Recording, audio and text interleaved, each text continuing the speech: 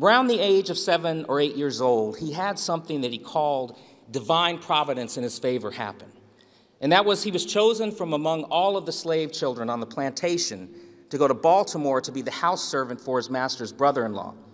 And when he got there, his slave mistress, Sophia Auld, had never had a slave before. And she didn't know that it was illegal to teach young Frederick how to read and write, so she began to teach him his ABCs. But when his master found out about it, he got angry, and he forbade the teaching. And he looked at Frederick, and he looked at his wife, Sophia, and he said, "You cannot teach a slave how to read and write, because if you do, it will unfit him to be a slave."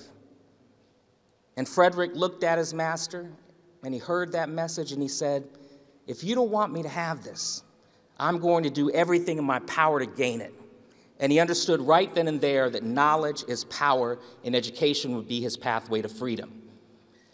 In honor of Frederick Douglass's bicentennial, Frederick Douglass Family Initiatives has published a special bicentennial edition of his narrative, his first autobiography, which was first published in 1845, that the Library of Congress named one of the 88 books that shaped America.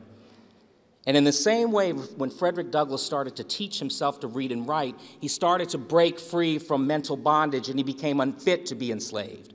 And he started to ask critical questions about his oppression and enslavement. And he would ask, "God, do you mean for me to be a slave for life? Because my master puts on a suit every Sunday and goes to church, and in the Word, in the Bible, and cherry-pick verses, he finds justification to brutalize, dehumanize, exploit, rape, pillage, and plunder his property, and I can't wrap my mind around what I know is the pure, peaceable, impartial Christianity of Christ." And then he would ask questions like, "Why am I a slave? And why do you own me?"